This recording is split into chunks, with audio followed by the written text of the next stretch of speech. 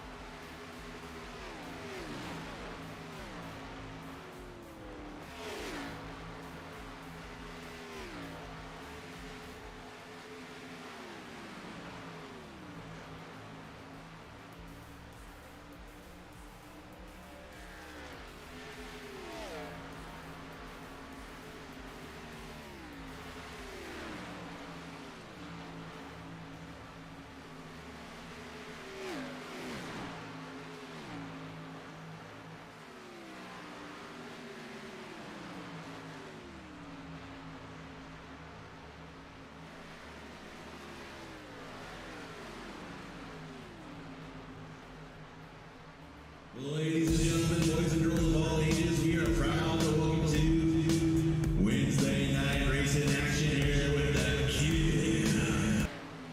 Ladies and gentlemen, boys and girls of all ages, we are proud to welcome to Wednesday night.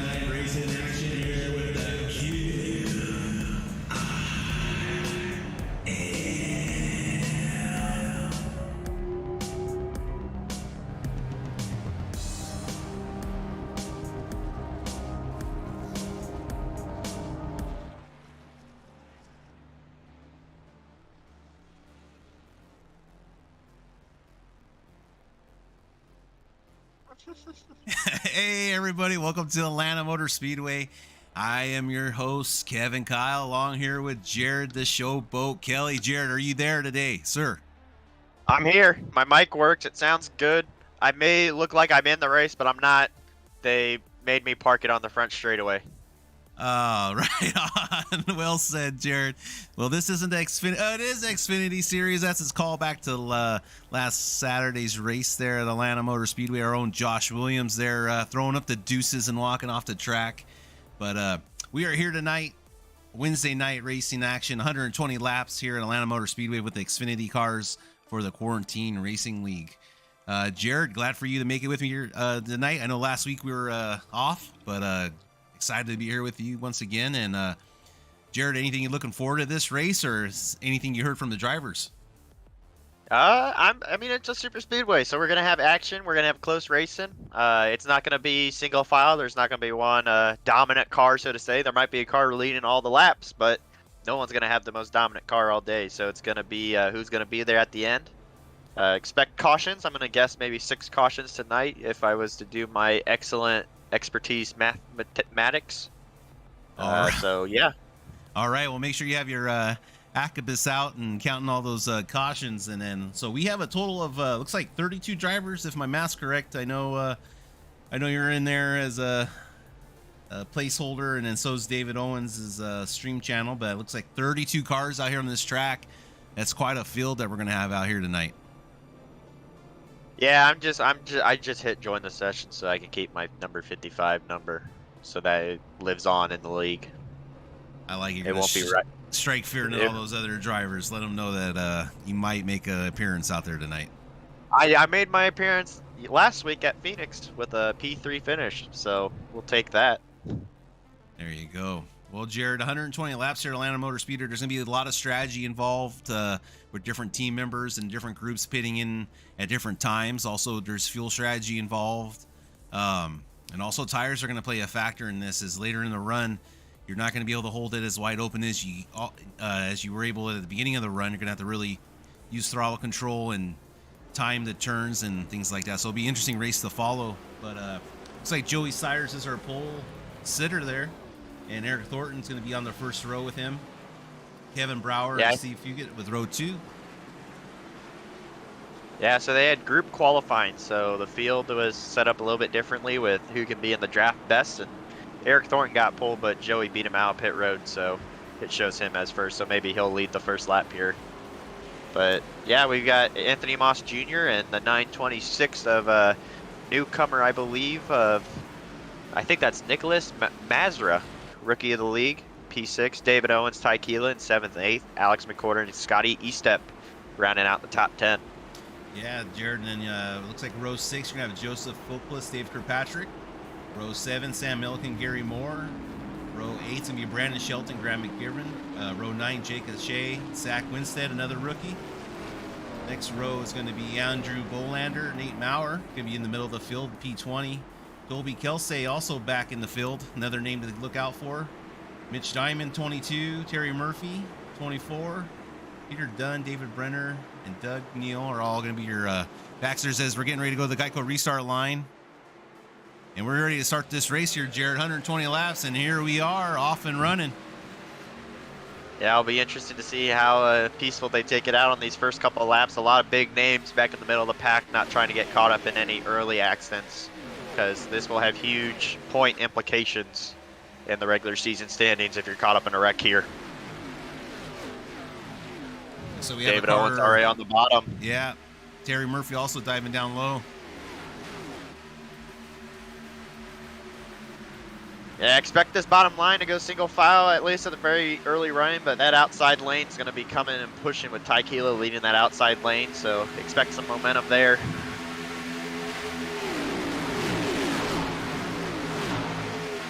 In real life, the top lane was the most dominant lane in real life here at Atlanta, but in the sim, Sunday morning, Tuesday night, it just seemed like the bottom was the place to be. Yeah, I noticed too, it's just people are a creature of habit. It seems like if the top line is working well, that top car, once he clears the bottom line, he likes to get in front of the bottom line, and just something I've noticed. Yeah, it'll be interesting to see. Usually, me as a driver personally, if I'm running that top lane, I want to clear the car behind me and the car behind the person pushing me. So it's going to be about making friends here early going of this race. It looks like Joey got spit out to the outside there of the top 5. That door is going to quickly close if he doesn't get down there. Yeah, see how well he can side draft and keep attached to that group on the inside, but if he doesn't make a move, he will be getting probably passed back. But he's doing a great job holding tight there, working off Eric Thornton. Yeah, Eric's kind of running the bottom and middle lane, kind of not putting air on either lane, so to say. So it might just stall out both those lanes, but Joey's going to make a charge all by himself, try and get this lead, and it's going to work for him because he's picking up a little bit of draft off that one car.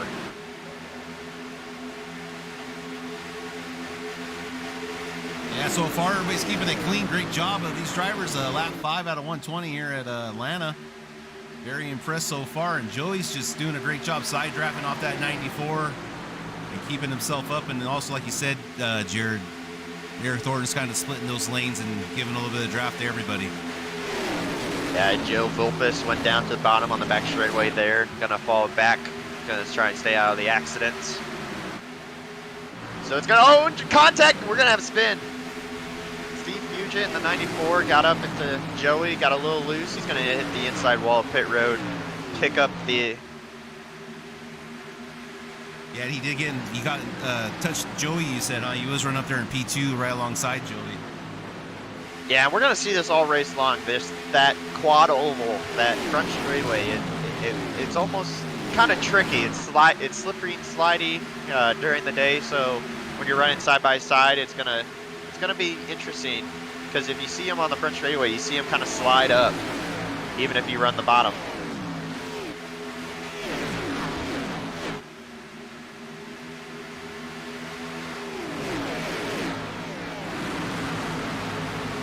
Yeah, Jared, that quad oval caught me off guard Sunday race. That's what kind of happened to me. It comes out of nowhere if you're not, got to be focused at all times, coming out of 4 and into 1. Yeah, I think it's with the draft and the high speeds. It's very nerve-wracking when you're going there side by side. But I mean, lanes definitely could open up, doors could open, and we can see some possible more wrecks there to bring out a yellow. But these drivers going to keep it nice and clean, as Eric Thornton and Anthony Moss Jr. are nose to tail leading the field, while the rest are side by side behind them. Yeah, it seems like the organization isn't really there, Jared. Everyone's kind of floating all over the track, especially up front. They're 2x2 here, a couple rows deep. That just could be the possibility that no one really wants to get hooked up with anybody this early in the race. I mean, you're not going to really see bump drafting here on lap 9 out of 120. Yeah, it's true. It looks like Joey's blinking there a little bit. Hopefully it doesn't cause any problems for any of their drivers. But seems like he's back in, looking good, nice and steady.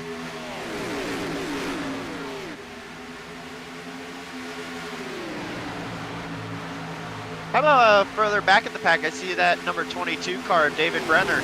He's in there P16, but he's in that lead pack right behind Graham Givren. He's gonna have to try and have a really good points day. Had some bad luck early in this season. Had some not so great finishes, but he's here. He's competing.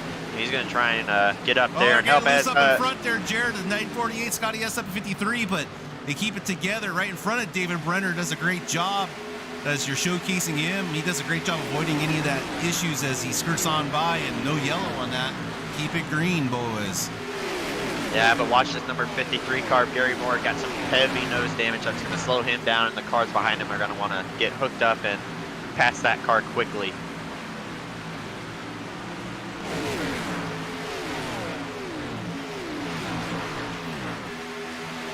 But a battle's heating back up front. Joey to the outside of Eric Thornton, side by side. So it looks like they're linked up, and it looks like the top 12 are in this lead pack side by side.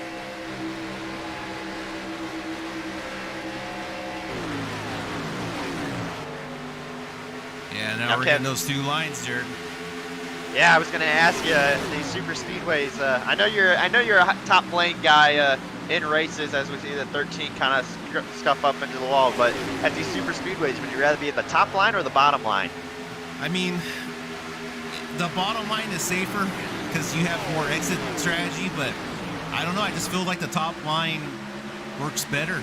Something about it. I think it's easier on the tires, and you get a little better runs off of it for some reason. But it is dangerous because you have nowhere to go once there's a mistake, because those cars want to travel up the track, and once that happens, you're in no man's land. Interesting. That's very interesting. I'd rather pick whatever lane's moving the fastest.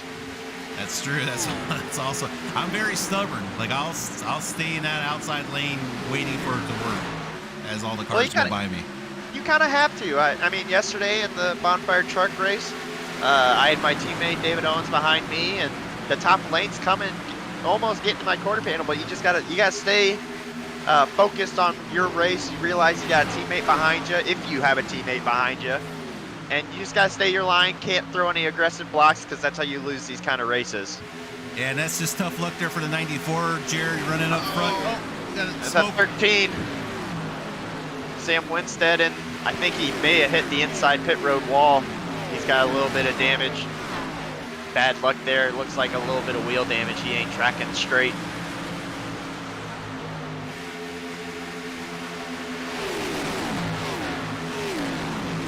Speaking of some of our teammates there, Brandon Shelton, that number 2 Air Force car, looking good, up 7 spots on that inside line, about 5 rows back, working with that front pack.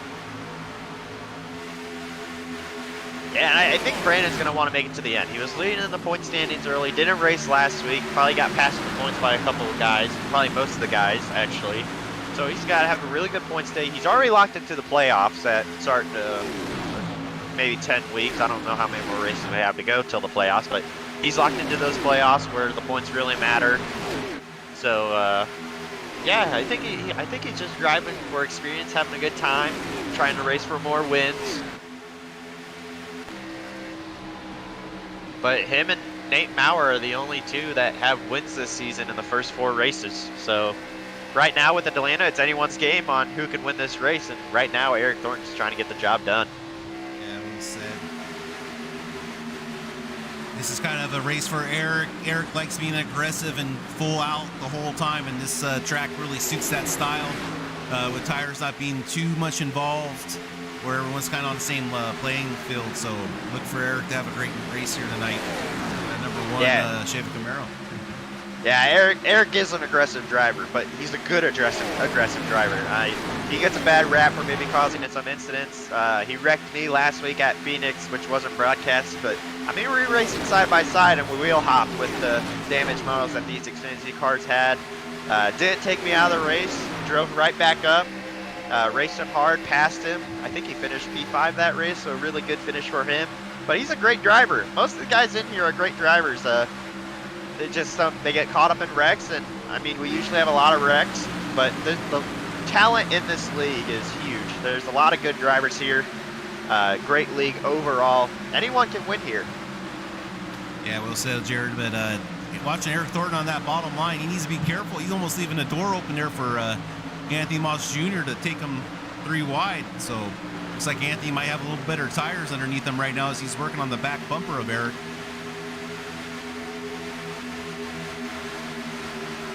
Especially if Tykilla, that 24 car, can get a little bit closer to Anthony and work together, he could probably make that line work. Yeah, there's a big opening. Joey's going to stay on that top lane, though. He's having a really good run here on the outside lane. He really likes it. He likes being up front, trying to attack for the lead. He wants to lead the most laps as he can. But Eric Thornton and Anthony Moss Jr. looks like cleared him. Maybe not. He comes back strong on the outside.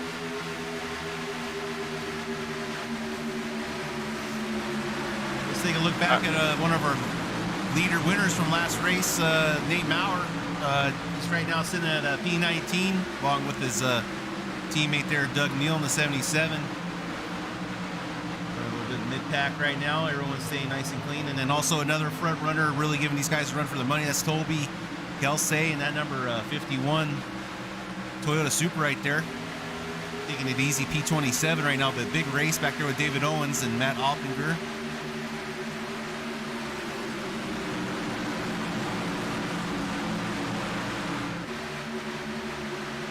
Back up at the front, looks like that inside line starting to get a little bit more organized. As Joey in the 24 almost touched door to door. And the 926 and the 7 almost door to door. Wow, these guys are really pinching down. And then don't look now, but there's Jake O'Shea in that number 77 Spirit Airlines Toyota Supra. I'm surprised Spirit Airlines has enough money to sponsor an Xfinity car, but yet here they are giving Jake O'Shea great sponsorship.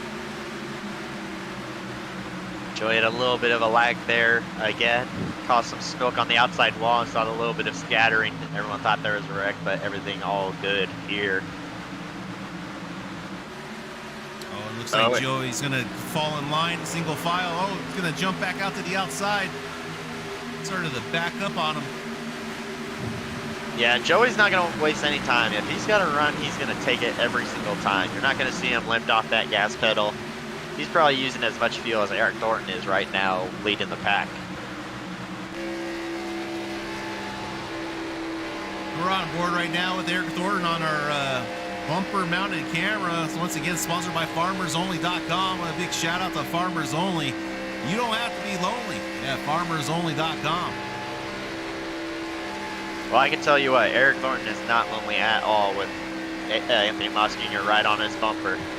No, not at all, Jared. He is on that back bumper and making his swill nice and warm there. Bumper-to-bumper action there. As Joey's going to get shoveled back to P4-5, and now the number 7 of Kevin Brower and that Raptor Chevy Camaro is going to start taking over that inside line, see what he can do. Well, if that number 7 car starts getting some momentum, working his way up through the field, expect the 1 car to maybe drop low and try and block that lane. Here he comes with the run on the bottom lane. See what happens here down the back straightaway. Eric's going to get a run down the back straightaway off that top lane.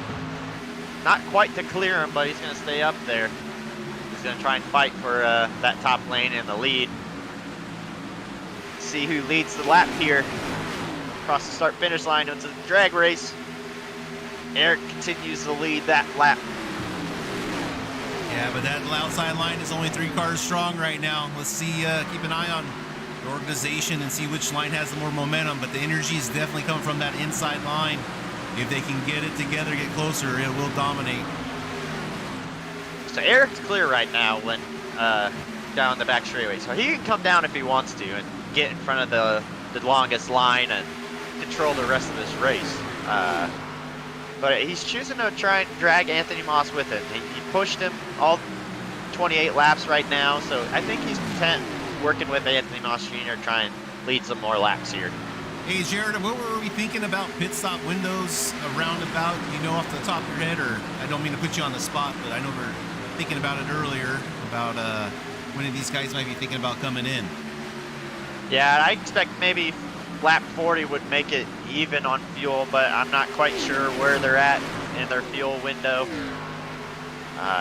Especially Eric Thornton for leading all these laps up front, so he's going to be using the most fuel. So it'll be interesting to see, but maybe lap 35 things should start getting interesting. Maybe at the latest, lap 40 is when I expect to see some guys start pitting. Yeah, Jared, you just don't really realize unless you're that lead car on the floor, you know, pedal to the metal, how much more fuel you're using than the car drafting. It's sometimes the difference of 6 to 5 laps per stint is how much more extra fuel you're using. Well, I can tell you something, that Air Force car with the piggy on the back, it might have some rocket fuel. He's up in 3rd place, working his way, trying to get the lead. Somehow he worked his way up through the field, and now he's leading that longest line. Yeah, it looks like he's a little more steady and precise, and then if you look up ahead of the track, there is a lap or back marker coming up, so we'll have to see how the cars navigate this situation. It can always lead to some hairy moments, but 30 laps down here out of 120. Great clean green flag racing here. We might hopefully see some green flag pit stops coming up in about 10 laps or so. Yeah, I expect it to be a 2-stop race, but if people wanted to make it a 3-stop race, they could start pitting now to make it to their fuel window, I believe. Oh, and we got a yellow. Oh, yellow David is out. David Owens threw the yellow flag. Not sure why, but We this had, should. Tommy Fox might have crashed. I'm going to go ahead for a replay, see if we find out what happened. All right, taking a look back at that number 57 car. Nope, that's not the 57. All right, there is Tommy. Let's see. We take a look at what happened here to him. All right, he's coming into turn 1 into the quad oval.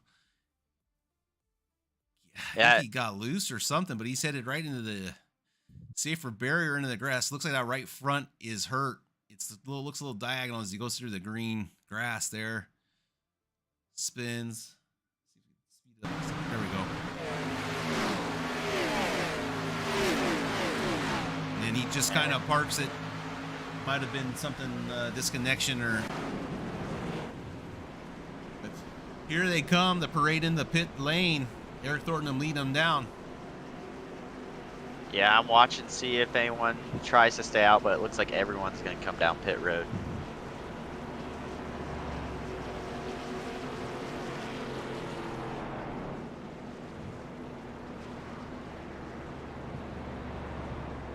Now the Budweiser car, did he even stop? Jeff Pfeiffer in the 85, it almost looks like he just drove straight through. It's going to be interesting coming out pit road. Eric Thornton, P1, P2, Anthony Moss Jr., P3, Brandon Shelton, P4, Mitch Diamond, then the 7, 926, 13, 18, 17. I'm trying to call these out as best as I can as I'm watching them come off pit road, but it's a lot of cars coming off pit road. Well, Jeff Pfeiffer did a flyby. I mean, he's showing him P1 right now in the 85, so... Maybe he just splashed for fuel? I'm not quite sure. Yeah, I don't know. We'll have to keep an eye on that situation, see what happens there as he's diving down to the apron, letting some of these cars go by. Yeah, I think he might be pitting here.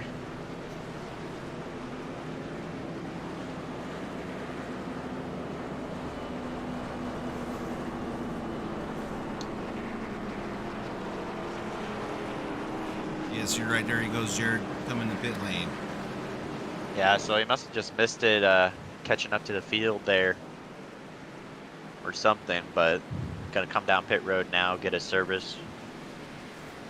Yeah, and looking at pit lane times and pit stop times, everyone's around 15 seconds, so you'd have to figure everyone took 4 tires, I'm sorry, 4 tires and fuel. And here comes Scotty Estep and some of the back markers. Might have been a lap down.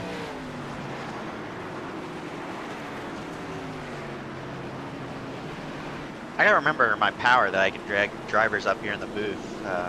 You have the Get power.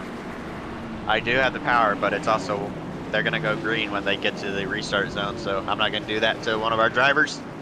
Just have to remember that I can do that later. Forget that's one of my special abilities.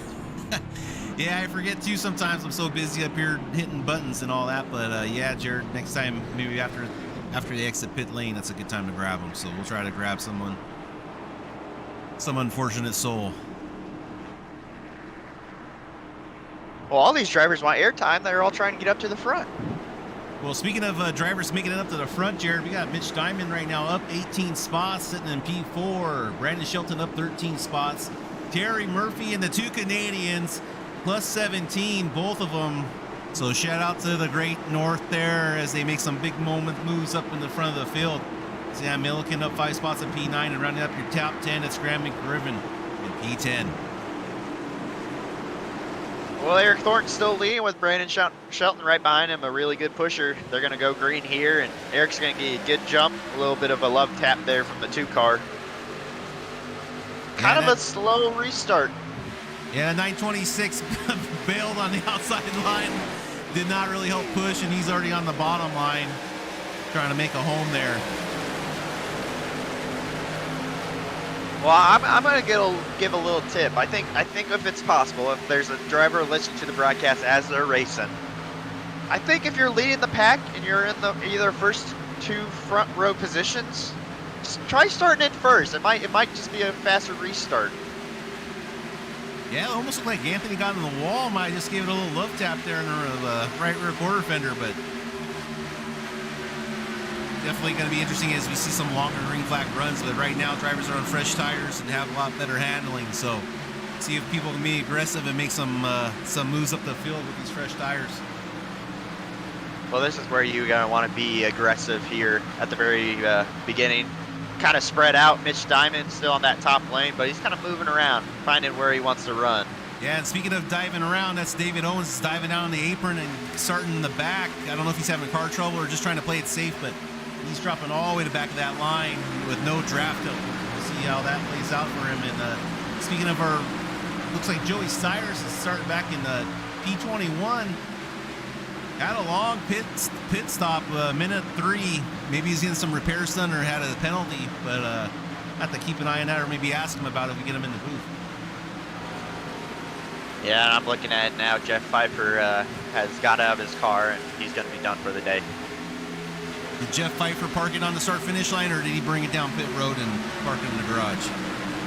No, only Josh Williams can be that cool and be able to park a car down on the front straightaway. I don't think it'd go very well here in the QRL League. Yeah, the admins, the tower would come down hard on someone like that. But here we got lap traffic up in front. Let's see how these 2 lines maneuver around him. He's going to stay low and on the track. Brandon Shelton. Oh, he got close. Oh, that was way too close.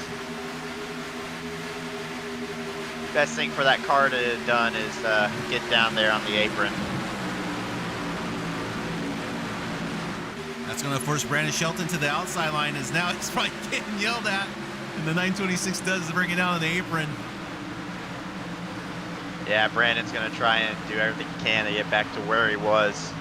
But that's things we got to watch out for, and these drivers got to watch out for. They all are aware if there's a lap car coming, something could possibly happen. So you either see people move up to the front when there's a lap car coming, or you see people fall back. Well, Jared, it's just human nature. People see left lane closed ahead, and they still stay in the left lane and try to merge in at the very last second. Now, I know that's not something that you would do, right, Jared?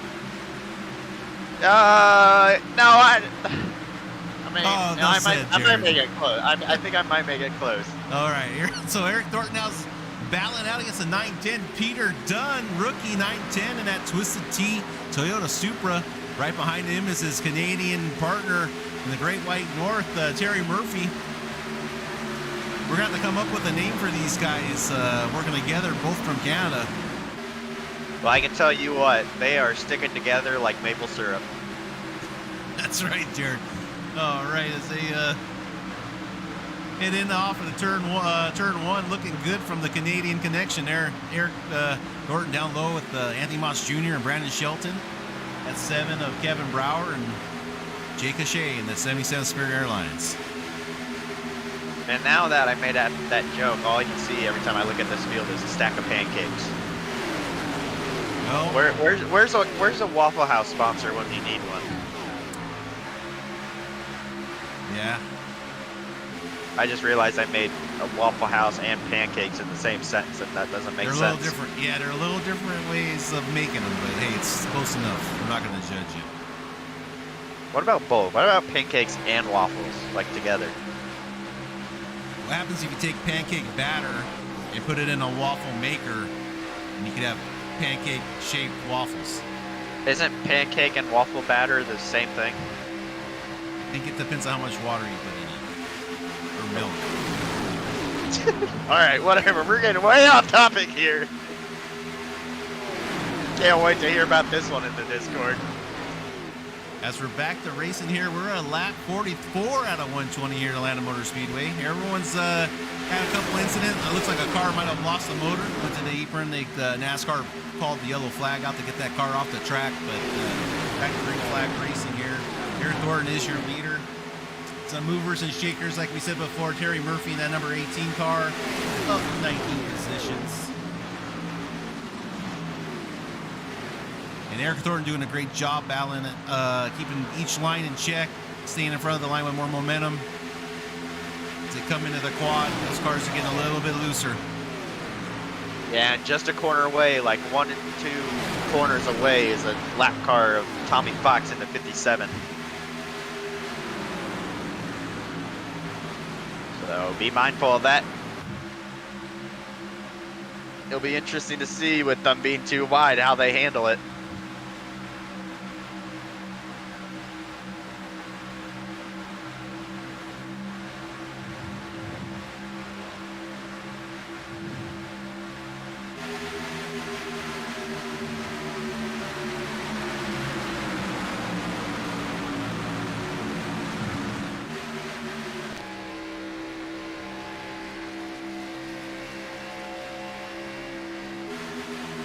I want to point out, what about the 90 car of Gary Wright running up there, up in the mix, probably top 10. He's having a really good night. Running P11 on that outside, like right behind Mitch Diamond. Having a really good race here. Yeah, Jared, we brought his name up quite a bit lately in these last couple of weeks of Gary. He's really doing a great job, real consistent, and I think it's just a matter of time until he'd be able to punch his ticket into this playoff round. And I think he would be pumped. I know Gary's a little bit older. I think he's older than most of the guys in this field, but I could see the man being pumped up if he were to get a win here.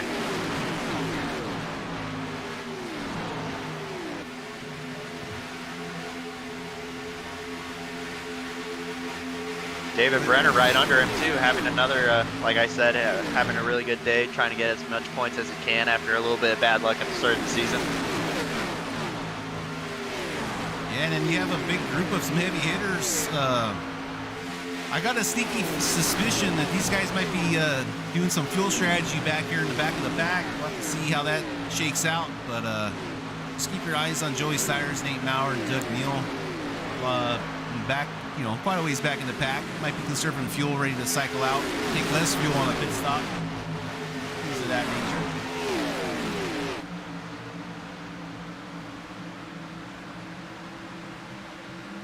All right, Jared, looks like the front's starting to go single file a little bit. It's always moving and shaking. It's really interesting seeing how these different drivers are where they're comfortable, but looks like the 18 of Terry Murphy got shaken back to the back a little bit. He loses a couple spots. Yeah, but don't look now. Brandon Shelton's really trying to work that outside lane, trying to get I think that's Peter Dunn, the rookie, the Canadian, right behind him with Sam Milliken right behind them. You're going to try and get this outside lane moving, but I think they're going to need more cars. As David Brenner to the inside wall, he touches it. I don't know how much damage that'll be, but he hits it pretty good. That's going to hurt a little bit, yeah, that at right least front, his ego. That right front's not looking too hot as he comes to a complete stop. I don't know if that's going to bring out a yellow. Nope, he's going to tow it. Looks like he might have lost that right front wheel. That's unfortunate for Brenner. Just as soon as you mentioned his name there, Jared, I'm sure he might have something to say about that as he watches this replay over again. Yeah, I thought Jake was going to go to the outside and bring Terry Murphy and everyone else with him. Jake was running up front yesterday in the truck series. He was pushing. He was right behind me, pushing at the white flag. Said he was going to be comfortable to try and push me to the win if he didn't get taken out on the last lap. But Jake was bad fast yesterday. He knows how to get it done here at Atlanta. Yeah, Jake's calm, cool, and collective. I was joking around with him the other night in the drivers' meeting, and that's kind of like calling him the Iceman, just how calm and collective he is under pressure.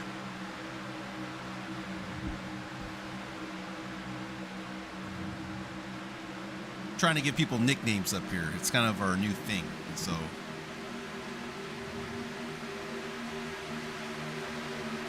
Eric Thornton holding strong on that P1, doing a great job. Anthony Moss has been behind him all race long, really helping out, trying to make that connection work for later in the race. But as the 910 gets a little loose, goes up the wall, pushes up the wall, cars are starting to have to lift off the throttle to make those turns now.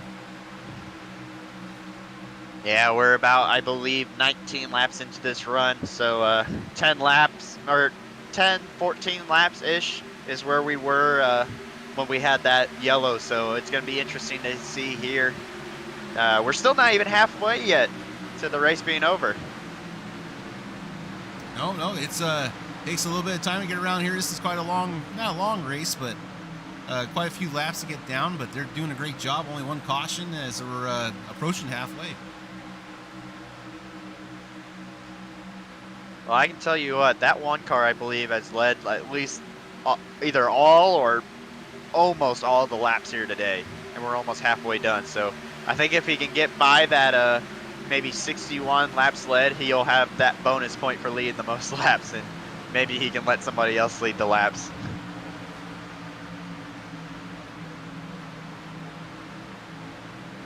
All right, and there's a little bit of a two packs here. It's about P14. That's Jonathan Wright in that 04. He's a part of that front pack, and Ram McGivern and Joseph Fulpus are running P15, 16, and they're doing the best they can to catch back up with that lead draft pack. But behind them, there's Joey Stiers and a whole bunch of drivers. Excuse me.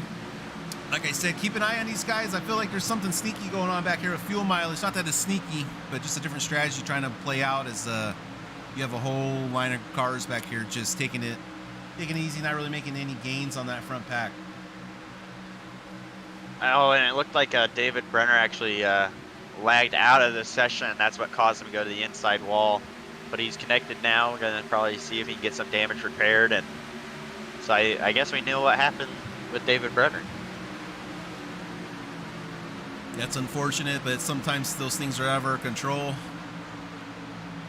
As got a nice strong field up in the front, 2x2, 3 rows back. They're pushing hard, trying to stay out in front. Like I say, that group that we took a look at a little further back in the pack, that's Joey Stiers leading that group.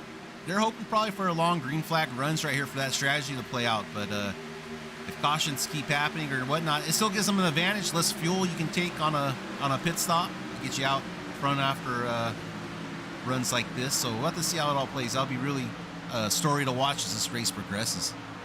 Well, I think they're looking for a yellow to happen, a big wreck to happen, so that a lot of cars get taken out and they can move their way up through the field and not have any damage to repair or anything.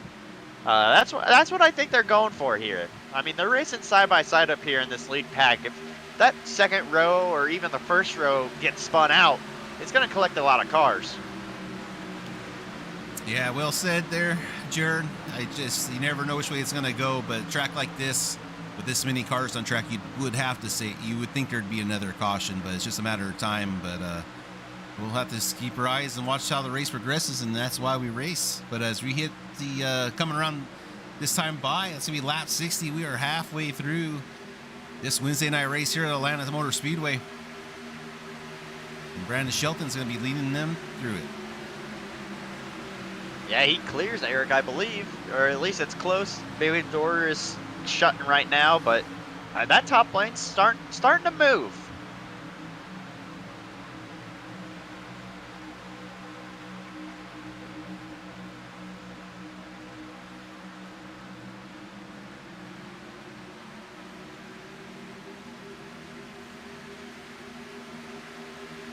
Yeah, so 2 big packs, P17 back. That's Joey Stiers again leading that back up front. Brandon Shelton's leading the first pack.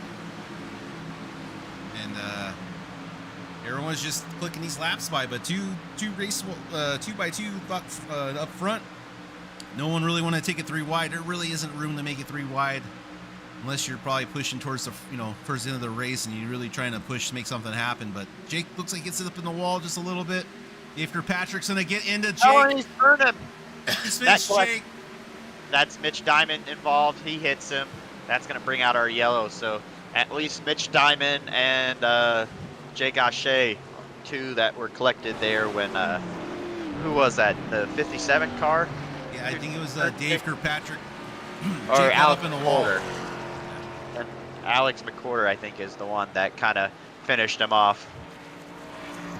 But we saw that happening right then and there for the very beginning. To catch it. Yep, we were watching and saw that happen. Jake got up in the wall, came back down, and I think it was Dave. Dave was right there to get his left rear quarter fender and just kind of started Jake on that slide towards the inside. Yeah, he was just trying to pull off the fence, and I mean, 2x2, Dave Kirkpatrick, nowhere to go. Jake's trying to get off the wall. Just slight contact made. luckily did not take out the 15 of Alex McCorder. That could have been a real big accident, turning him into the outside retaining wall on the front straightaway. But we're gonna have pit stops here, and I think I'm gonna use my power a little bit. Let's see who I want to pull in here.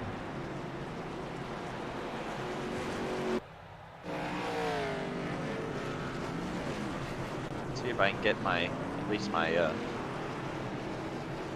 computer right here. Let's see. Let's pull in old Eric Thornton in that one car. Okay. Eric Thornton, it's Jared and Kevin in the broadcast booth. I'm pretty sure you've led almost every lap this race, or at least half the laps. You've got that bonus point covered. What's your plan to try and win this race? Not get wrecked. Keep my teammate with me. It's working out, having a teammate together. All right, man. You've been looking strong all day. I'm gonna guess that that 9 car of Anthony Moss is your teammate here today. Yep. Yes, sir. All right. I just wanted to abuse my power a little bit and pull someone in the booth, but I'll send you back up there with Anthony. But you're looking great out there, man. Yep. Thank you, man. Thank you, guys. Well, that was great. That was great abuse of power there. Yeah, Jared, you did a great job. You were almost born for that role, pulling guys in like that. But great job. You guessed it right. Anthony Moss Jr. and Eric Thornton running together. Makes sense. They've been a great team throughout this race. Now, I see Brenner up there. Are they going to get Brenner the wave around, or is he going to have to start up front? Or with the oh, there he goes. He gets the wave around. Excuse me. And it looks like Gary Wright went a lap down there as well. Don't know what happened to him, but he was running up there in the top 10. Maybe my timing's just a little off, but All right. looks like the lights on the pace car are off, so we're gonna go back racing here. Yeah, Jake Lachey didn't do too bad after that incident. He's going to end up P15 on the lead lap, so hopefully didn't take too much damage there. Be able to stay up with the front pack. And did Joey Stiers and crew make a? Nope, they're still running around P17, so no bold strategy from that backpack. We'll have to see if they separate again and try for that strategy, or if it's time to put their money where their mouth is and see how far they can move up this field with time counting down here. Yeah, and I'm expecting at least one more stop. I think it's gonna be a 3-race stop. So 4 different stints is what I'm looking at here, with the first stint being 33 laps for the yellow, and now 30 laps there before that unfortunate caution. But we're gonna go back racing here. Teammates on the front row, Brandon Shelton and Peter Dunn on that second row. We're gonna get her back going racing. Brandon on the rear bumper, gonna hit the Geico restart zone, and we're off.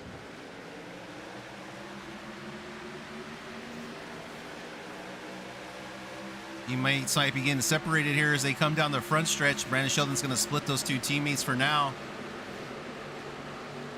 Yeah, that's what he needs to do. I mean, he's got to separate those teammates, but I mean, push comes to shove, that last lap comes, they're going to get hooked up, and they're going to try to be racing, as it looks like Anthony Moss Jr. going to get to the inside of Brandon and hook back up with his teammate. Great move there by Anthony. Pretty slippery move there to get back underneath his Brandon Shelton and get joined back up with that teammate.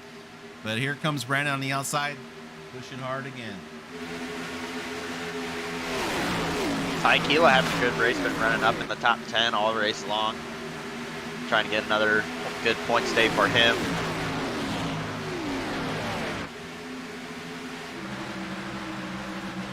Yeah, speaking of Joey Stiers already giving that gap again, single file behind him. Looks like they have a strategy plan back here with this group.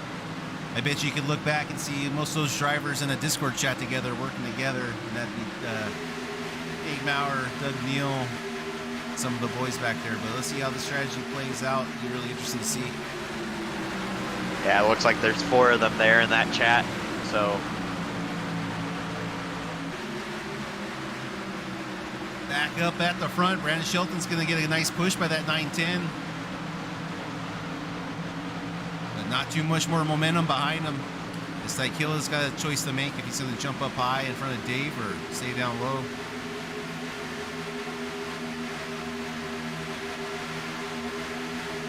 Yeah, I'm trying to look to see who's all teammates with each other.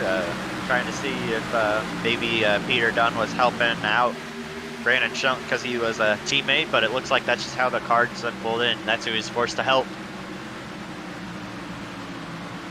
And there's his teammate Terry Murphy, car behind Dave Kirkpatrick. I know he's probably desperate to get up there behind his teammate and get hooked up here. Well, all teammates are like that, though. In these super speedway races, your teammate, you can see your teammate, you're close to him. You want to try everything you can to try and pass that car in front of you and try and get hooked up with your teammate. But it looks like he's going to go to the inside, maybe try and leave that outside lane a gap. The door's open if he can clear him. If they clear that 27 car, he's trying real hard to get there. Yeah, but Alex McWhorter, there's a traffic jam on the inside line.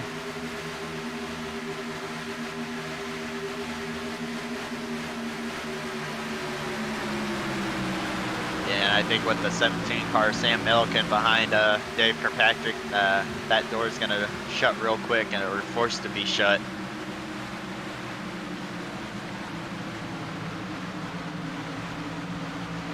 But 50. Oh, he's still loose. Yeah, he's still getting under loose. control. Great job by the drivers as that 910 is giving a great push to Brandon Shelton, though, as Eric makes that bobble on the apron. Got on that paint line, gets a little loose. Yeah, and I was going to say we're 50 laps to go.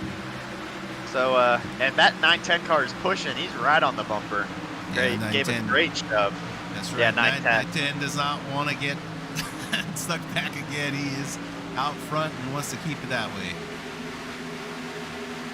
Well, you want to be that car in second at the white flag, but I mean, I'm expecting, if we're lucky, green flag pit stops here to happen at Atlanta.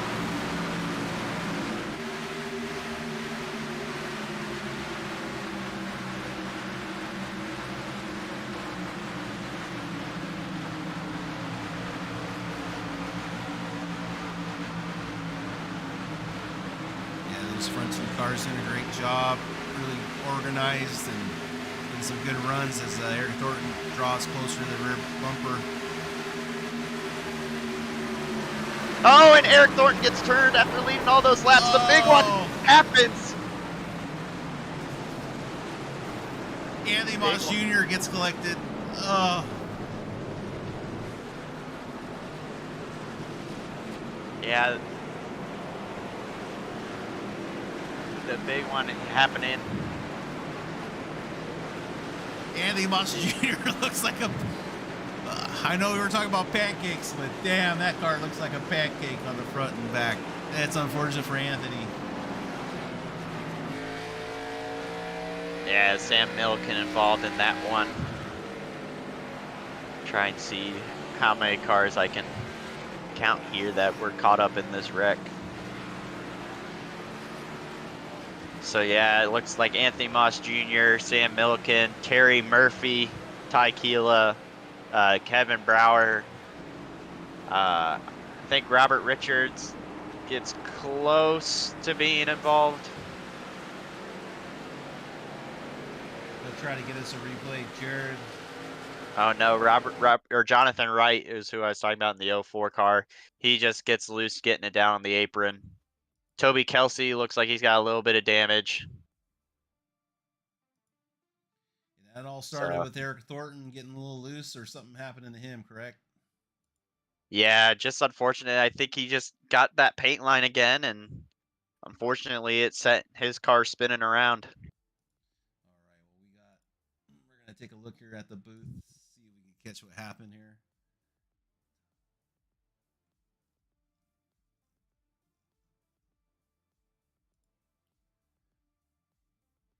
Yeah, it just gets loose there, Jared. It looks like, and he just slides down in front of the 9 at Anthony, and that's what sets this whole thing off. The 24 tries to slam on the binders, just takes, oh, the carnage, the humanity.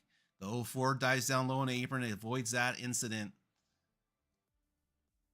Well, we have a little bit of strategy going on. The 2-car Brandon Shelton went down pit road. We saw back at Vegas, he made a fuel strategy call, which ended up getting it getting him the win. So he's gonna try and maybe stay in the draft a little bit, save that fuel, because I don't think with the fuel he's got in the tank he can make it to the end leading laps. But we will find out.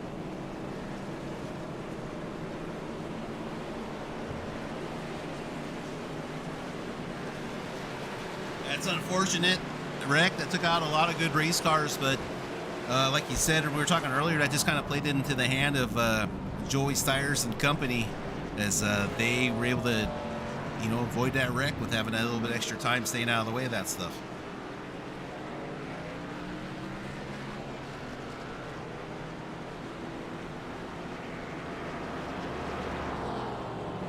All the pace car lights are off, so we are going to go back racing after that incident. Safety crew got that all cleaned up. They're probably the fastest safety crew that can clean up a wreck in the entire world. Well, Jared, the AMR safety crew here in our virtual realm is top of the line. They take care of these drivers day in and day out and get these guys cleared out of that medical center.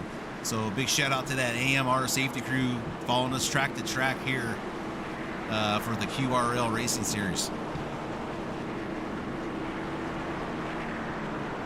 So Brandon didn't move that far back. He's going to be sitting behind the 27 of Dave Kirkpatrick, sitting fourth in line, but on that outside lane, which hasn't seemed to be getting the best restarts. But that 910 car, the car that was pushing him, is now leading the field here. So things should be starting to get interesting here, as we got maybe 45 laps left to go here in this race.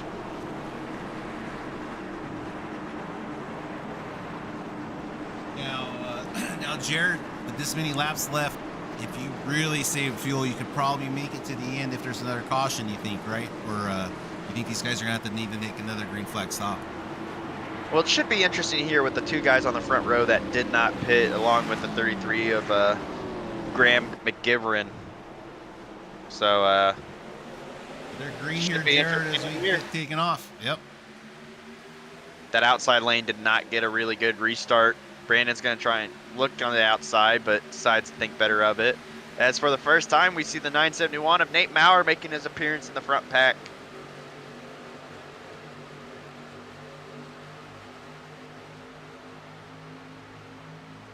Brandon slips right behind Joey Stires. Going to split those teammates of Nate Maurer and Joey Stires here on the Super Speedway.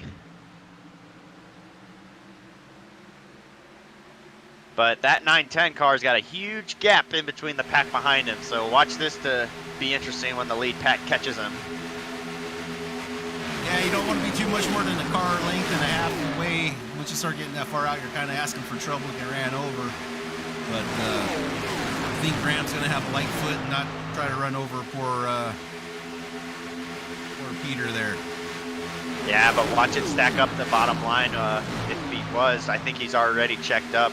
Kind of expecting the 65 to get a really good run there on the 910, but there's a good car length gap in between first and second there, coming down the front straightaway.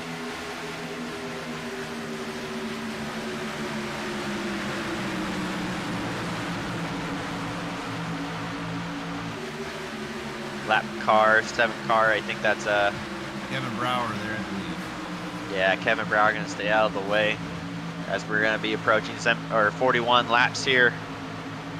So I think they should be good on fuel. They should be if you're in the pack. Yeah, if you're any of those cars leading, you're going to be. Yeah, it's interesting. It's a conundrum. You don't really want to be that lead car. Well, there goes Joey and Nate. They're diving down. Doug Neal. And I think their teammate Robert Richards also going to go to the back. They're going to probably expect another yellow, but I also see another car we haven't seen all race, the number 51 of Toby Kelsey making his charge up to the field. Doug Neal gets loose, trying to do he's loose. That might bring out a caution. Oh, he gets it under control there, Jared, but he got loose trying to perfect that move of the synchronized diving on the apron, and it didn't pay off for old Neal there, as he's going to get left in the dust.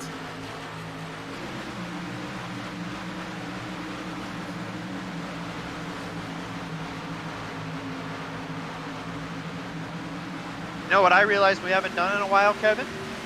What's that? I think we should do a little CAVOK cranker up right here. Oh, yeah.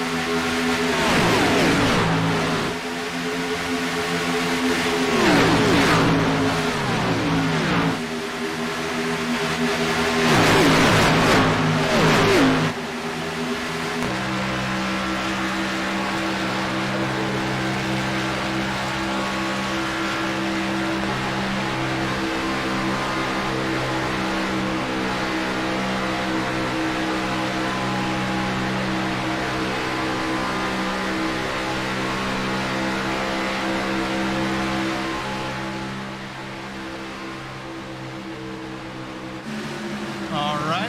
I just want to say thank you there to Jared for bringing that up. And our sponsors from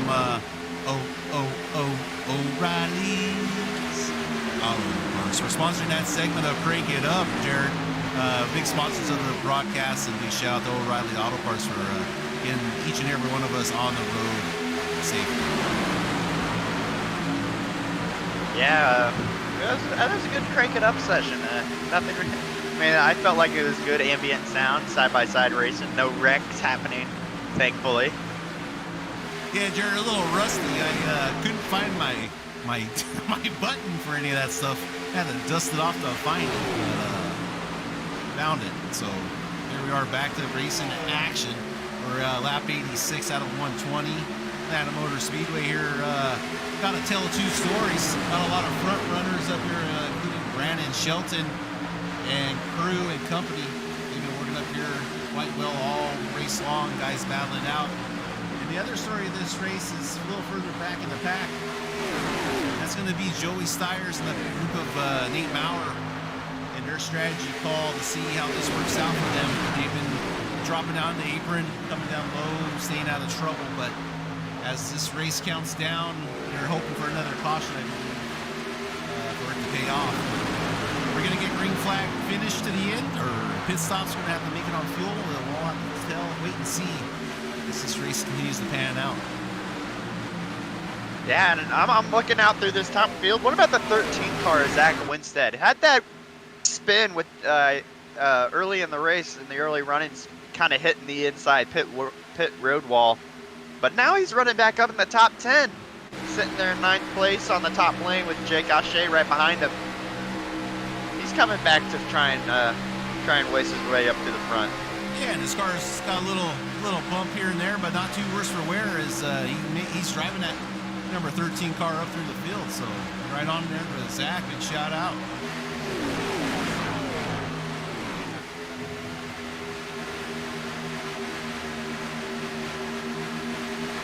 Jake gets into the wall in front of Tykilla, but no problem. He's going to evade. Tykilla's going to do a good job not getting involved there. Jake gets it off the wall without an issue. These cars are starting to get a little looser as the day goes on. Yeah, and I think we heard it throughout the racing this weekend here at Atlanta. The further you are back in the pack, the worse your car handles. More tire fall off kind of with the rear tires. It just gets kind of harder to maneuver here at Atlanta. And you got, the more aggressive you are, I think you can drive that car into that corner, the more it wants to push coming out of the center and exit. So it's all about restraint and just having a nice rhythm and understanding the car.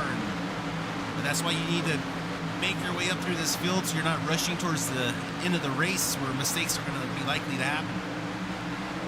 Yeah, you're talking about the end of the race. We're reaching 30 laps to go here to the end of the race. Still a lot of racing left. A lot of stuff could happen, but time is ticking. Dunn, that 910 car, Twisted T, doing a great job on that inside line as a rookie in this series.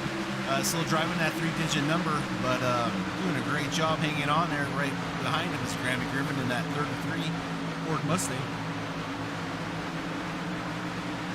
Yeah, Peter's got the lane preference on that bottom lane with Graham right behind him, but he's not hooked up. That's given the chance for Mitch Diamond and Brandon Shelton to be able to run that top lane really well. Keep Brandon leading those laps at the end. But I think that bottom lane is going to prevail here as we come to the white flag if we get there. Yeah, Mitch Diamond switching up that paint job this weekend with that badass livery. Just nice job on that paint job, and let's take a closer look at that.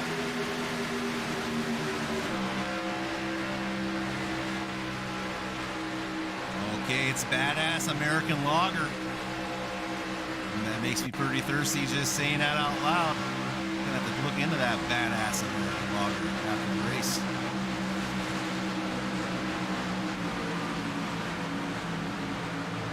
Yeah, I grabbed this right before the race. I grabbed a nice cold Pepsi. Pepsi's kind of my main soda I go to. I'm not a Jeff Porter fan by any means. Earnhardt's my man, but Pepsi's got a really good soda.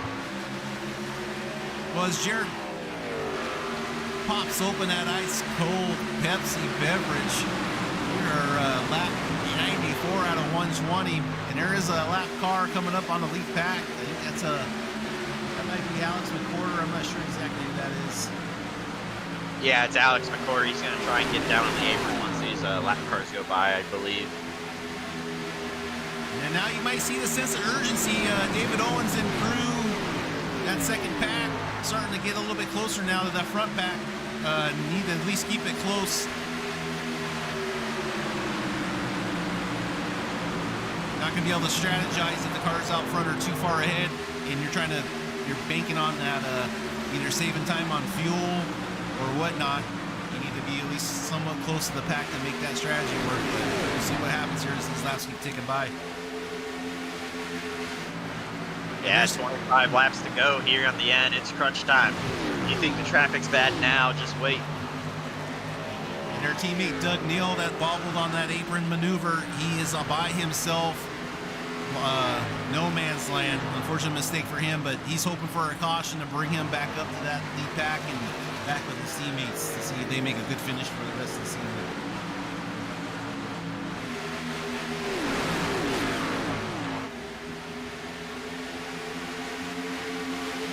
Jared, these guys are doing a great job tonight. We are surprised. I think we've only had 3 cautions so far, so these guys are doing a great job. I'm hoping we get green flag race here to the end, but these guys are going to have to keep their wits about them as the pushing is going to start to intensify and patience is going to start wearing out.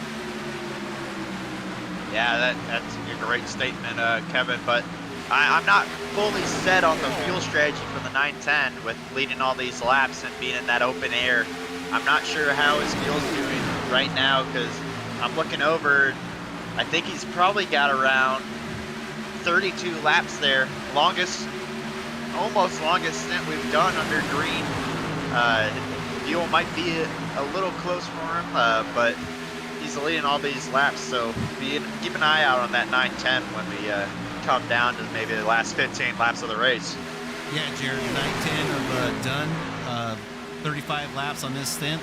Also, Graham McGriven, 35 laps on this stint also. So, a couple names to keep an eye on when they have to come down and pit.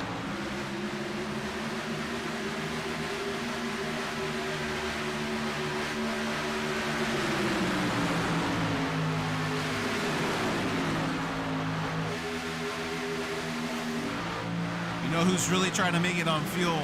I think it's that backpack, Jared. It seems like they slowed down a little bit now. And they are just on the fuel mileage, man.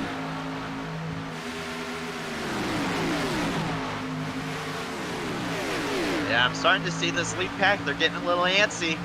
About 21 laps here left to go in the race. I don't think it's enough to get worried about, but 65 getting a little loose there with the 4 kind of pushing him very hard. But Yeah, it's going to be real close here, especially as we keep winding down the laps here with 20 to go this time by.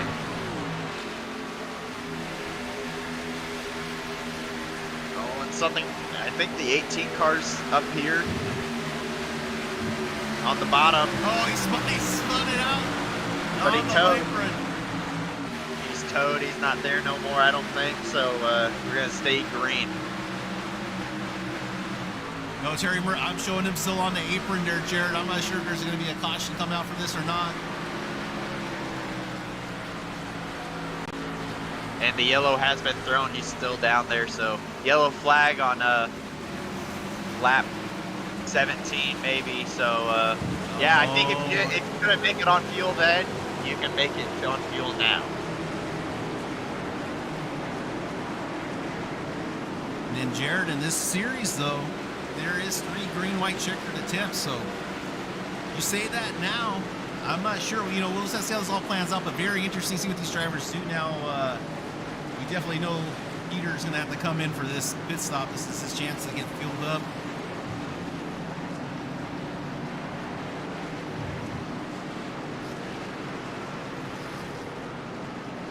Watch, see who all comes down pit road and who does not. Looks like our leaders are going to come down pit road, followed by the rest of the field. But it looks like Nicholas Mazza and Kevin Brower not going to come down pit road. 8 Maurer and crew, they also fall in behind. Going to get topped off. Now let's see how fast their stop can be here. This is the time to do less fuel and maybe 2 tires to get that pit. Get that pit position, track position on these guys. We'll see what happens here. Yeah, and as we see those pit stops happening, I'm going to pull in the number 13 car, Zach Winstead, running up front after an incident. Zach, this is Jared and Kevin up in the booth. You got me? Yeah, I got you. How you guys doing? Oh, we're doing great. We see you made the decision to stay out. Are you good on fuel, first off? Yeah, I got 24 till I'm empty. I decided to take a gamble for it. I've been lucky this whole race, so I'll travel more time. All right, that's great to hear. Teammates doing well. See him running in the back, but you had that incident at the very beginning of the race. You finally are able to crawl your way back, and you're sitting in the top 10, but you're going to try and get it done here at Atlanta. Yeah, you know, I'm going to try it. We'll see how it goes. Tires are getting a little bit worn out, but I got faith.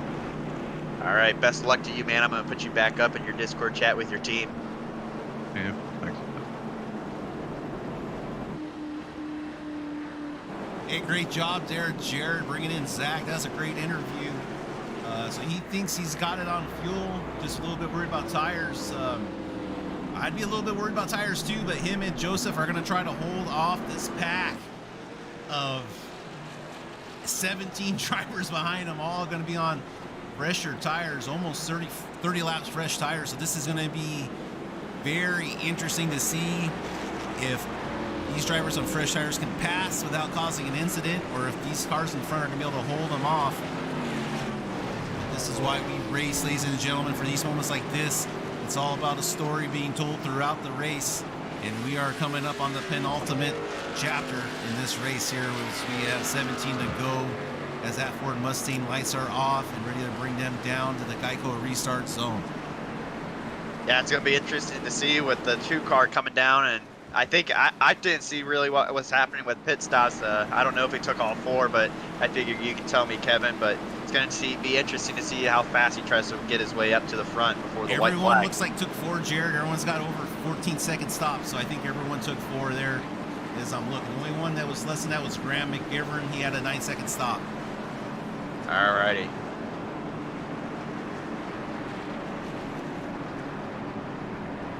Brandon Shelton, that's been leading the race been up front most of the race, was able to get his 4 fresh tires on. We'll just have to see what Brandon does, if he's going to waste time behind them, or if he's going to be able to help push and just get as far as he can from some of these other guys further back in the pack. Well, pace car is off going down pit road. It's going to be Zach Winstead on the inside and Joe Volpis on the outside, as we got 16 laps left to go here in this race, and we are underway.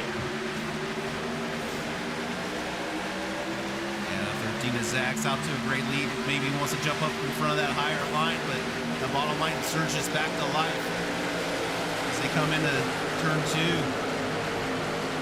Brandon Shelton on the back bumper pushing. Oh, he gets. Oh, here we He's gonna go. take him out. Brandon, another big wreck.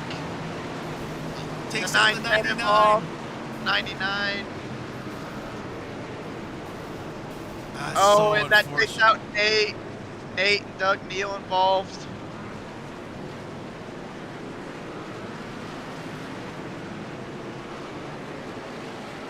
Oh, buddy, this just got interesting. Some of our favorites in the race taken out here. And I think that all kind of started with Zach trying to get up in front of Joe, and Joe starting to check up there. I think that's where it started. Yeah, I also saw Brandon. Yeah, and then Brandon just kind of got a little too hard into the back. Just hit him just a little off. Got him into the wall. See, I'm going to try to get a replay on here. Back it up a little bit for you folks, see exactly what happened here.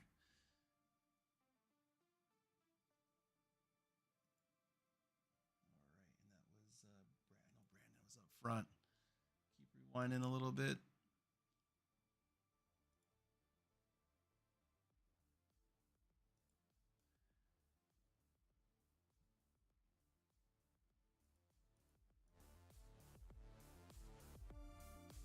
Yeah, Brandon's just trying to push a little bit and gets the 98 loose.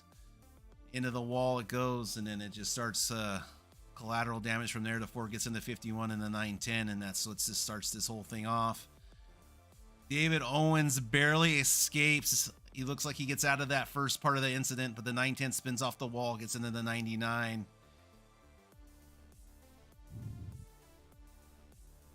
Yeah, a lot of guys upset with kind of some aftermath after the wreck. But I mean, once you're wrecked here at a super speedway, there's nothing you can really do. All you can do is really hold it down and hope you don't go back onto the racing surface. But yeah, that's just something we got to be ready for here at these super speedways. But Zach Winstead's still leading here.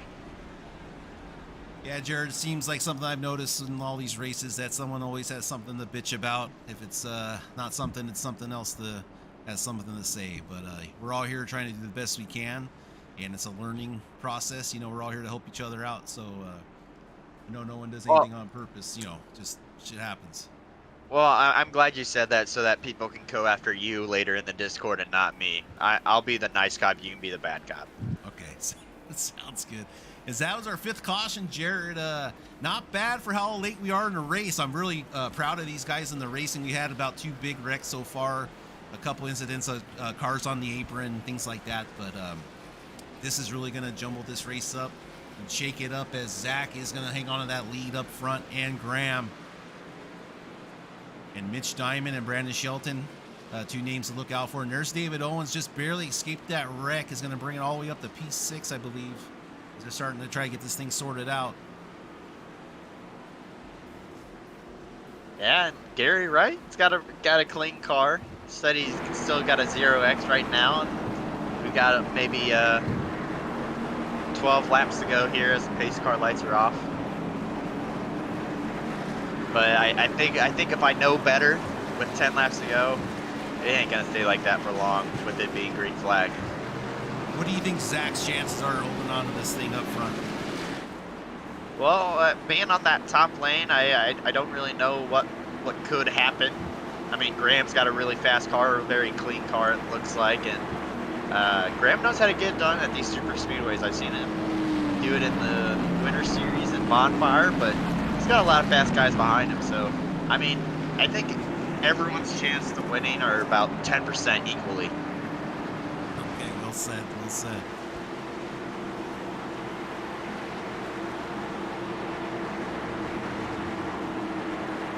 All right, that pace car is off, Jared, as they hit the Geico restart line. Zach's going to bring them back one more time for this race.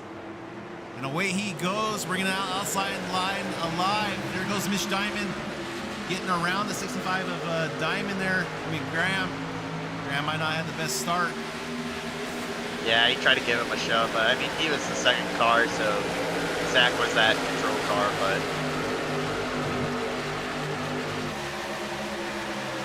watch that 33. He's going to go to the inside, side by side. Oh, and it looks 65 like- and 11 right behind him. Yeah, and it looks like that Brandon Shelton's car is low on power. He's really dropping back right now. You can see he's falling back all the way back to P8. We'll have to keep an eye on him as Graham McGriven leads these guys by for the first time in this race. Here comes Owens in the 11, hard charge with that clean Ford Mustang. Yeah, he knows how to get it done. He won the race here in the trucks yesterday and Bonfire. He's got to keep that car clean. Got a little bit of damage, but he's got to be there at the end. Can't push the issue too soon. They're going to hop to the outside. Gonna leave Graham out to dry. Graham's gonna be left in the dust if everyone decides to freight train by him. That 90 car is going to stay at the bottom, going to try and help him. Best chance he's got to try and win this race. Be that second car on the bottom. He's got a lot of help behind him. And all that does is bring the number 23 back up into the picture. That green and black, mean green machine of Joey Stiers. 65 clear on the bottom with the 11. They're going to slide down in front of the 33.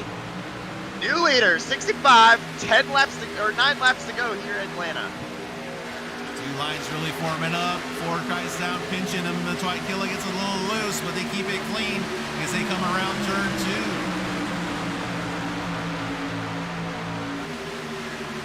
2. Slow car straight away ahead of them. That might be an issue later for a great finish, but right now it's still Mitch Diamond in the 65. Won his race last season at Chicagoland, trying to get it done here at Atlanta. Can he hang on?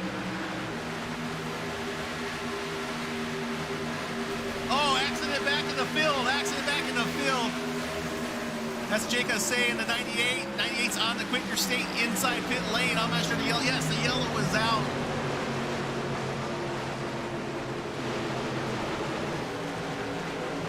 Yeah, I got a little bit of help with the Joe Volpus turned it outside. A lot of damage. 77 Spirit Airlines, just like their airplanes.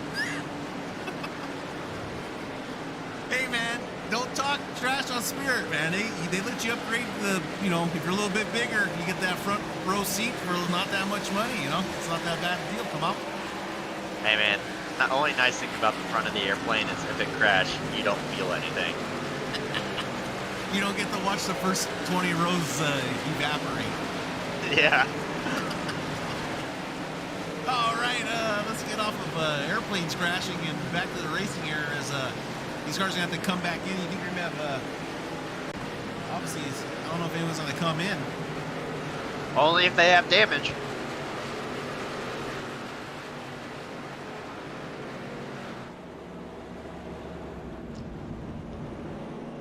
Woo! All right, man. So David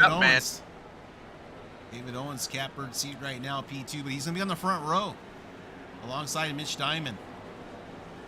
Both of these guys have won races in the QRL.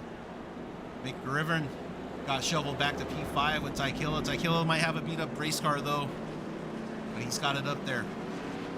Joey Stiers got moved back to P10, but I'm not sure he got involved in anything. I knew he was up there at P6. And there you go, Yeah, see Nate Maurer getting his lap back there, Jared. Yes, sir. I think it's going to be interesting here. If you think about it, you have Brandon Shelton, who was caught up in an accident. Nate Maurer caught up in an accident, getting back on the lead lap.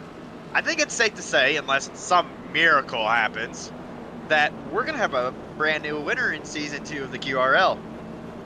Yes, it is. This is exciting. This is why some of these drivers that aren't usually up here in the front, this is their chance to make it in, because in this series, you win and you're in the playoff hunt. You get your spot in the playoffs and the chase. So this is a big spot up for grabs for a lot of these drivers. Well, I think we're going to play a game here while the pace car lights are still on. Let's take out Mitch Diamond, David Owens' name out of the picture. Let's take Joey's name out of the picture. We haven't won this season yet. Who do we think, brand new winner, first time winner for QRL, who do you think is going to get it done here in Atlanta, if they can get it done? I'm going to go, I know Matt's back there in P9, but I'm rooting for Matt. I got a good feeling about Matt. I think his car's clean. I haven't really seen his called out his name in a wreck or accident. So, and then let's see what Matt did. Matt last pitted lap 102. You know, Zach's still on lap 74 tires. Nick Matza, another rookie, he's 73. So I'm gonna go for Matt. I'm pulling for Matt right here on this restart. All right, I'm going to go for the cleanest car that's probably on track right now. A little bit of damage is what I'm seeing on his spoiler right now. But that 33 car, if Graham McGivern, he's sitting on the bottom lane, P5, basically third if the bottom lane gets a huge restart. And, I mean, the leaders are going to go at each other at the very end. So, I think Graham's sitting in the captain's seat right now. Yeah, Jared, this is really turning out to be a great race here at the end. It's been a great race all the way through and through. We're just going to see how this thing turns out, but I'm excited as that Ford Mustang pace car is on the backstretch making its way into turn 3. Yeah, and I think this is going to be a regular 3-lap shootout. We're not going to be in overtime, but definitely another wreck could happen, and we could go to overtime. We've seen it before here. I think QRL likes the overtimes. They like the extra air time. Yeah, Jared, and I like it too. We do get paid overtime for each green, white checkered, so be looking for that in the mail. All right, I'll keep looking. I swore I sent it out months ago. I don't know what happened. Yeah, did you send it to your bank account? It's the mailman has it now. All right, man. Well, we're going to get back racing here. 3 laps to go. Mitch Diamond on the outside. David Owens on the outside, but great run. 4 car of Andrew Bolander right behind the 65, and Graham right there. David might try and slide in, but that door Graham shuts the quick. door. Yeah, Jared. Graham shuts the door. He's not going to let him in. David's looking again. He's going to get freight trained on the inside, but Graham's going to look outside and try to get pushed by David. Not a bad move on Graham's part. But here comes the 4 of Andrew, going to really start pushing. Yeah, I think that move to the outside was a little too early there by Graham, but they're going to be two laps to go here when they cross the start-finish line. Mitch still leading with the 4 of Andrew Bolander right behind him, but the 04 car of Jonathan Wright, really fast car, looks a little clean, so he's got a lot of speed left in that race car, but there's the 82 of Matt Opplinger, your pick, sitting P4 on that bottom lane. Yeah, he's not looking. He needs to get up closer to that back bumper, or he's just getting a good run, seeing what he can do. But he's kind of boxed in right now on that inside line. Nowhere to go as they get stacked up. Joey and them have to back off the throttle and not get involved in an accident, as that leads the top 3 out further and further. Is someone going to push this thing 3 wide? They're going to have to make a move, as David Owens is going to give that big bump to Graham. Graham might have made the move of the race there, getting the outside in front of Owens, because Owens is going to push, and he is a great draft racer. As the 04 backs up quite a bit, it's going to back up that bottom lane. Yeah, he's going to try and get a huge run. We're going to get to the white flag here one more time around Atlanta. Let's see who the advantage go to. It looks like the advantage to Graham. 1 lap to go. David Owens giving him a shove going towards turn 1. Don't push too hard as Graham's going to get clear. low. He's clear. David's going to look low. They're going to be side by side down the back straightaway. Advantage still to the 33 down the back straightaway. Little bit of action happening further in the pack. Mitch Diamond going to get the run to the inside. They're going to be side by side going through 3 and 4. This is a drag race, Jared, coming out of 4. Let's see what's going to happen here. Graham, a little bit late. They're turning. Mitch Diamond gets the win at Atlanta. Graham McGivern, second. Andrew Bolander. Oh, my God, no, Andrew Bolander just tumbled. Did look like Travis Pastrana on a 250 Yamaha.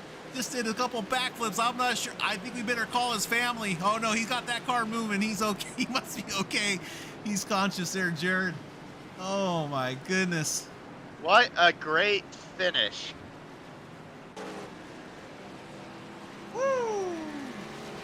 Ty Keela going to get 4th. Jonathan Wright, the 04, going to get 5th. David Owens, 6th. Matt Opplinger, 87th. Joey Stiers finishing P9 or P8. Dave Kirkpatrick, P9. P10. Nick Mazza as the rookie. As we see the burnouts of the 65, well deserved. Made the move, try and get up front. Oh, and the 04 of his teammate runs right into him. You gotta love these team celebrations. It's like if one of the teammates win, everybody wins. So that's just great to see. As Brandon Shelton also going to burn it down for their teammates, but I think the motor might be blown up for that 65 car. Oh no, it's moving. Does the 4 cross the line in P3? Yeah, did he get P3 at least? The 4? I believe he did, yes. Okay. Matt Opplinger, and there's going to be a 5-man burnout. Brandon's doing his own little thing, not even worried about what his teammates are doing. Brandon's like, I've done this too many times. Let me just burn it down. And I have no idea what that cluster of cars is doing. Oh, it looks like the 04 is going to win. Well, nothing more we could have asked for here at Atlanta. Great finish, great racing overall. Not a wreck fest like we thought it was going to be going into this race. Yeah, it was like your the cautions couple, could have done without maybe 1 or 2, but it did make it for exciting and gave opportunities some of these drivers that aren't usually up there. So I thought it was a great race, Jared. Just like every week here at the QRL, 30 some drivers battling out here on the blacktop of Atlanta. So amazing job there by all the drivers and the teams. Well, I guess now we just wait to see if any drivers want to come talk to us. Get a little lonely up here in the booth, but we love talking to our drivers, and we know that the viewers love listening to our drivers. Yeah, Jared, I'm just going to have the replay of the checkered here in the background, see exactly how it played out.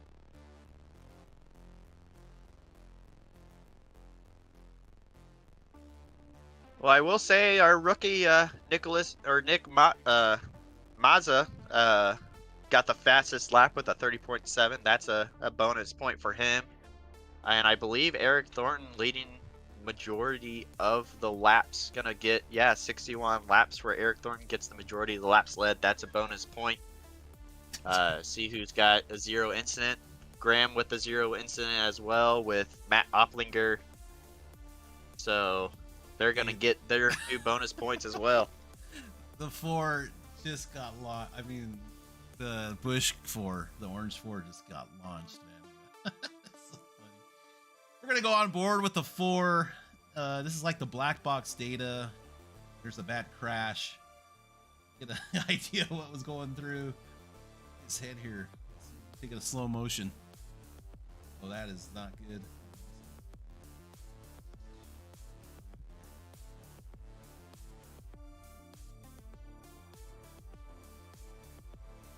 Well, Jared, another exciting race down in the books here at Atlanta Speedway. Great finish. Yeah, and I think we got some drivers coming to want to talk to us. So I think I'm going to start with the number 77 car, Jake O'Shea. Jake, it looked like you were having a hard time controlling your car all race long. Just seemed like the balance wasn't in that car in the later run. But you kept it clean, got it turned a little bit. But it looks like you had an overall, at least a fun night. Oh yeah, I definitely had fun. But yeah, the Spirit 77 was just not there. I didn't pay extra for the extra engineering work, so the tires would just fall off. Yeah, Kevin and I were of course making jokes with the Spirit airline, but I think your car looked just as good as their planes, with that whole crushed in nose and all the scratches and everything. So. Yeah, and then that last one, it just got a little bit away from me and up into who was it? It was Vulpes 98, and so yeah, it was just a big mess there. So, but yeah, it was tough all night. The tires I couldn't keep them under it, and every time I'd come in, I'd get a new set, and then about 6-8 laps later, they were on just slick again. Now, yeah, Jake, well, what do you think that was caused to, Jake? Do you think just overdriving the turns, or just? Yeah, okay. I just was. I think I was driving these heavier cars like I'd been driving the lighter cars all week, and so it was just sliding through the turns more. Okay. But well, I had a man, good time, and I was able to do some good racing. So. Yeah, I mean, you were strong yesterday. You were up there today. It was great seeing you on track. You got a lot of air times to be proud of. Thank you, appreciate it. I'm looking forward to going watch back. Yeah, so next we got David Owens, the 11. You were there at the end, racing up in the top 5. Unfortunately, that accident on the last lap, but that's inevitable here on super speedways. But you had a really good race today, man. Absolutely, yeah. I was hoping that last caution would come out, because I was hoping I'd be able to push Mitch up there, and it'd just be, him and I battling there at the end. But caution said otherwise, and I wasn't able to make an alliance. I tried, but I was denied that. So I was like, screw it. I'm gonna push Graham McGivern up there if I can. Yeah, he had a really fast car. He was my pick to win the race, so thanks for ruining that for me. Well, Hey, I I was think, trying to push him. well, I guess now we gotta go to Brandon Shelton. You were leading laps. We saw you up front. Unfortunately, that accident with one of those restarts later in the run took you out of contention for the win, but you had a really strong race car, man. Yeah, the number 2 Air Force Chevy Camaro was absolutely on rails today. Unfortunately, I think got a little too aggressive with the 98 of Joseph Volpus, and I watched the replay. He was coming out of turn 2, and he just kind of hugged it a little low, and I floated a little high, and I thought we would be okay as if I was pushing on the right side, but I think he either got a little loose or I made him loose, and that one was on me, so I apologize to the 98 of Joseph Volpus, and I hated that I ruined a bunch of good cars. But these tracks breed just extreme aggression, and so I was trying to push him because I didn't want the 33 to clear because I'd been racing with the 1 and the 9, and those two were locked on bumpers the whole time, and it was I couldn't stay up there. But yeah, we had a really, really good car. It's just unfortunate that had to happen there. I think it was lap, I don't know, it was 15 or maybe 20 to go. So we were there. We just small mistake. And anyway, congratulations to Mitch Diamond and to all the drivers up front that finished with the 0Xs. This is a great league. QRL is really second to none when it comes to Xfinity racing on Wednesday nights. So I look forward to coming back next week. I believe we're at Kentucky, and thank you guys in the booth, and thank you everyone that watches us, and I'm looking forward to watching the replay on CAVOK Network. Well said, man. This is the place to be here. Well, I think we're gonna go to Kevin's pick here. Matt Opplinger, you were Kevin's pick to win the race. You had the 0X up into the coming to the end of the race. Tell us how your race went, man. It went good. I kept my car clean, hooked up with the teammates at the end. It was a great finish. I want to say congrats to Mitch, my teammate. We actually all were able to work together for once and push him to the win. Yeah, that was a great finish. You were strong all race long, and it's just great to watch you run out there, man. Thanks, Kyle, for picking me. Sorry I let you down. It's all right, man. I'm sure it won't be the first or the last. Well, Mitch, I'm going to skip you, and I'm going to go to his name in the Discord is UK Wildcats, but I'm going to guess that's Andrew Bolander if I was to guess because of the Kevin Harvick picture. Am I correct? You are correct. All right, that's Andrew Bolander. I'm a genius. I'm great at guessing. You were there at the end. You were running P2 on the bottom lane, pushing Graham as hard as you can, pushing anyone that was in front of you, trying to get the win today. Unfortunately, couldn't get it done, but I think you finished P3, but you were crashing at the end of the race. But can't be mad at P3, man. No, I can't be mad, especially because I was involved in that wreck on lap 100 or 105 or whatever it was. Stayed out, and I was pushing Mitch Diamond. He's one of my teammates. I was doing anything I can to get one of us in the victory lane.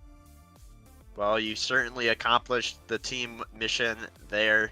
But yeah, it was great seeing your car run on track. You got a lot of screen time, I can tell you that. But I guess we got to go to the man of the hour, number 65.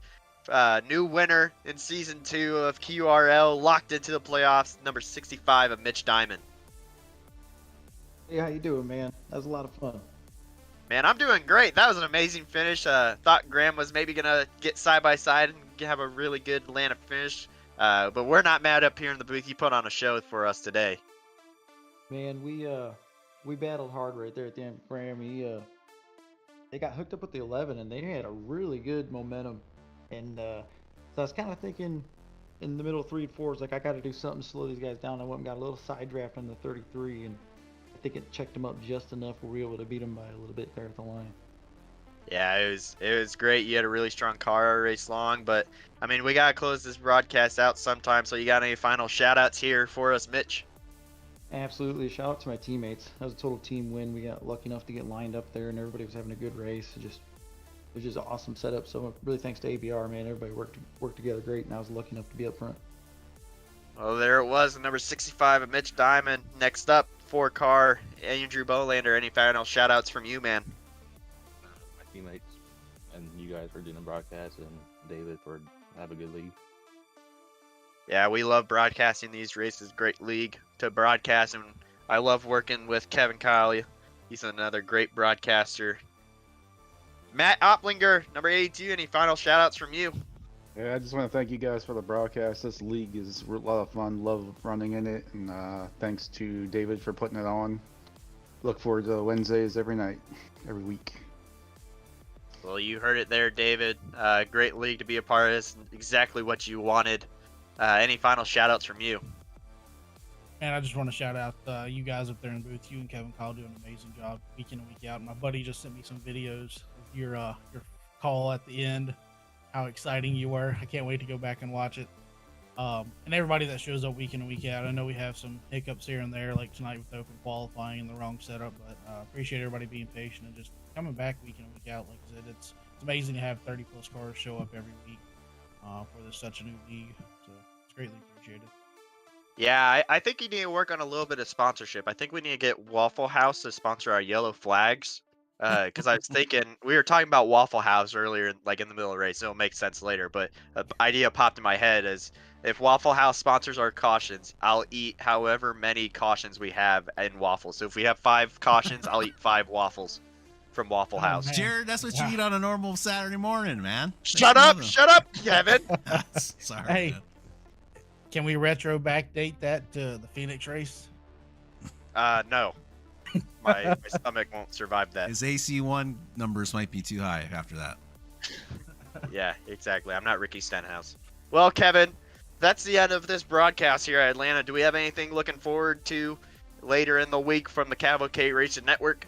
Yeah, we do there, Jared. We're going to have the All-Star Weekend at Charlotte Motorsports for the BRL. That's a Bonfire Racing League brought to you by CAVOK Network.